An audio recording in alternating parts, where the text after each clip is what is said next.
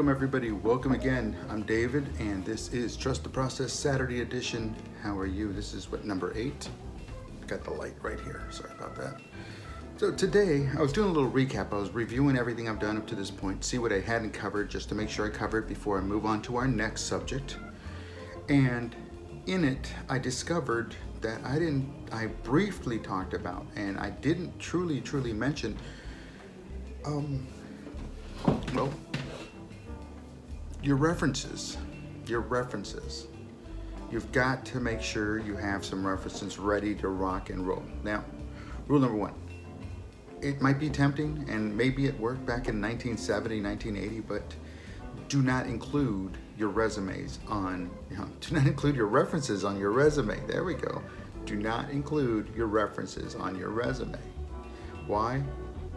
Because again, that kind of information you don't want out there just yet. And trust me, your references don't want that information out there just yet. And especially if it's other people associated with that.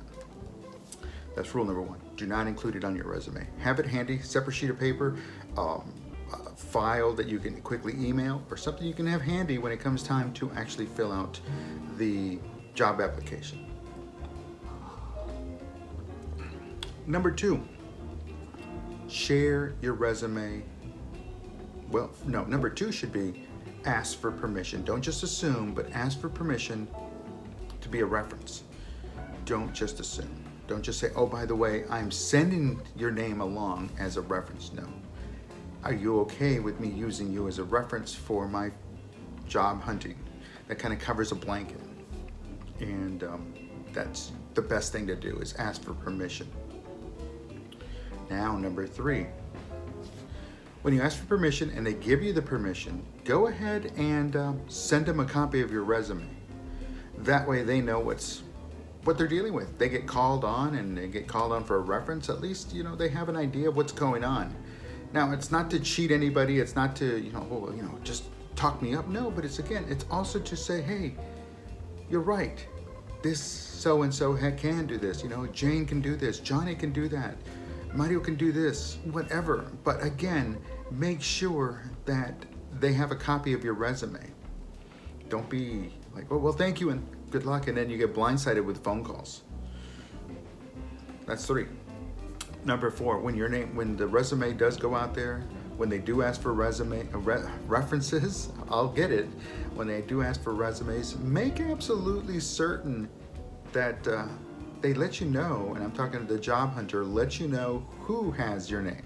And why is that important? It's important because a lot of times when we pick up the phone and there's an unknown number, we're not going to answer it. We'll let it go to voicemail. So you see why it's important to share who has the information now, who might be calling, who could be calling, because again, that's where the problem is. If you don't have that ready, if you're not prepared to give those that are going to be your references the information, then you're not prepared at all. So make absolutely certain that you ask for permission. First of all, don't include it on your resume at all. Next, ask for permission. Make sure you ask for permission.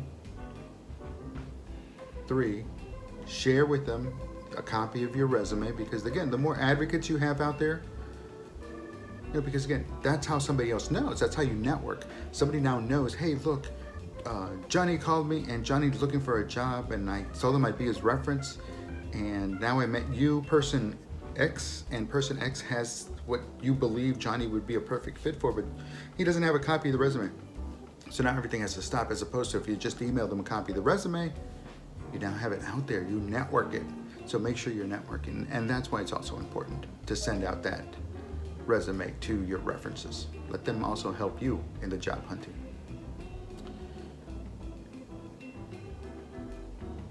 Maintain contact with your references. Make sure that they know when you've released their name, you've released their information. That way they're prepared to answer that phone call if that phone call does come in. And it's that simple. It really truly is that simple. So again, with references, just a quick recap. 1, never put them on your resume. You can provide that later. 2, ask for permission to use a reference. 3, send your references a copy of your resume. 4, Keep your references up to date. Let them know when you've released their information and to who to expect a phone call from.